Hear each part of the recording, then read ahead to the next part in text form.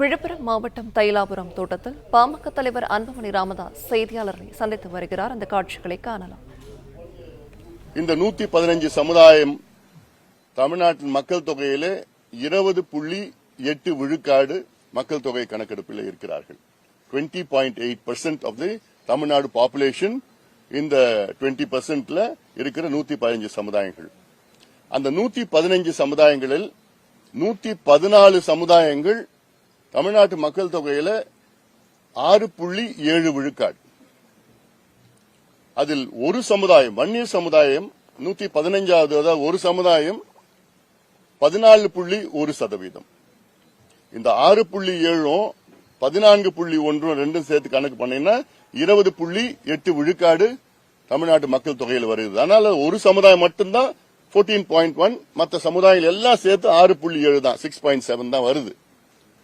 ஆனால் இப்போ எத்தனை இடம் கிடைக்குது, வன்னியர்களுக்கு எவ்வளவு இடம் கிடைக்குது, எவ்வளவு வேலை கிடைக்குது, எவ்வளவு கல்வி கிடைக்குது, குரூப் 1ல எவ்வளவு, குரூப் 2ல எவ்வளவு, இதெல்லாம் கணக்கு பண்ணி பார்த்தா மிக குறைவா கிடைச்சிட்டு இருக்குது. அரசாங்கம் சமீபத்தில் ஒரு பொய் கணக்கை வெளியிட்டாங்க. ஆர்டிஐன்னு சொல்லி இவங்களே ஆளை போட்டு இவங்களே மீடியால கொடுத்து இவங்களே வலியுறுத்தி ஒரு பொய் கணக்கு சொன்னாங்க. அந்த பொய் கணக்கு என்னன்னா கியூமுலேட்டிவா எடுத்திருக்காங்க. ஓபன் காம்படிஷன்ல இருந்து இப்போ முதல்ல இருந்து இப்ப எத்தனை பேர் இருக்கிறாங்க, அதுல ப்ரமோஷன்ல எத்தனை பேர் வந்திருக்கிறாங்க, ரெவென்யூ இன்ஸ்பெக்டரா வந்திருக்கிறாங்க, இப்போ டெபுட்டி கலெக்டரா வந்திருக்காங்க. அப்படிலாம் கணக்கு பொய் கணக்கு எடுத்துக்கிட்டு அந்த இவ்வளவு இருக்கிறாங்க, 10 புள்ளி இருக்கிறாங்க, 11 புள்ளி இருக்கிறாங்க, இப்படிலாம் பொய் கணக்கு சொல்லிருக்காங்க. உண்மையிலே பாத்தீங்கன்னா இந்த எம்பிசில இப்போ 100 இடங்கள் இருக்குன்னா 114 சமுதாயம் 6.7 விழுக்காடு மக்கள் தொகை, தமிழ்நாடு மக்கள் தொகை கணக்குல 6.7 விழுக்காடு உள்ள 114 சமுதாயங்களுக்கு 100 இடத்துல 75 இடம் அவங்க எடுத்துட்டு போறாங்க. அதே போன்று 14.1% மக்கள் தொகையில, தமிழ்நாடு மக்கள் தொகையில இருக்கிற வன்னியர் சமுதாயத்திற்கு 100 இடத்துல வெறும் 25 இடம் தான் கிடைக்குது. இது சமூக அநீதி. இதுதான் தொடர்ந்து நாங்க வழக்கு போட்டோம். உச்சநீதிமன்றம் தீர்ப்பு தெளிவா சொல்லியிருக்கிறார் நீதிபதி அங்க நாகேஸ்வர் ராவ் அவர்கள். தமிழ்நாட்டில் வன்னியர்களுக்கு உள்ஒதுக்கீடு கொடுக்க எந்த தடையும் கிடையாது, தரவுகளை சேகரித்து நியாயப்படுத்தி கொடுங்கள் என்று தீர்ப்பில் இருக்கு. பாராகிராஃப் 68 to 73 ரெண்டு தெளிவா சொல்லியிருக்கிறார். அது தொடர்ந்து முதலமைச்சரை பலமுறை வலியுறுத்தி ஐயா 3 முறை பார்த்திருக்கிறாரு, 7 கடிதம் எழுதியிருக்கிறாரு. நானும் 3 முறை பார்த்திருக்கிறேன். கௌரவ தலைவர் பாலு மற்றவங்க எல்லாம் எத்தனையோ 50 முறைக்கு மேல அதிகாரிகள், பேக்வர்ட் கிளாஸ் கமிஷன், அமைச்சர்கள், முதலமைச்சர் எல்லாரையும் பார்த்தோம்.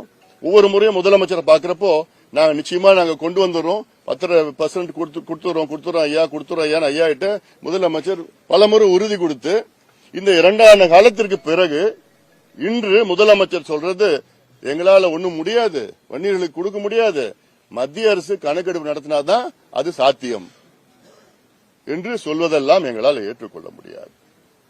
கணக்கு இருக்கிற கணக்கு வச்சு எடுத்துட்டு கொடுக்கலாம்.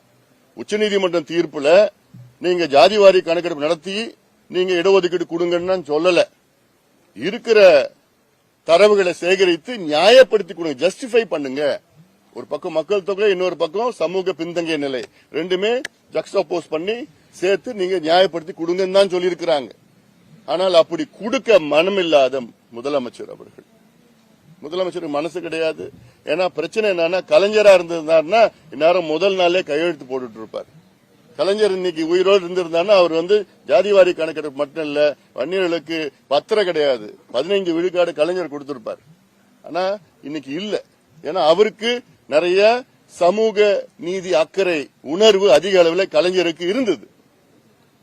ஸ்டாலின் அவர்களுக்கு ஒரு துளியும் கிடையாது, சமூக நீதி அக்கறையும் கிடையாது, என்னன்னு கூட தெரியாது.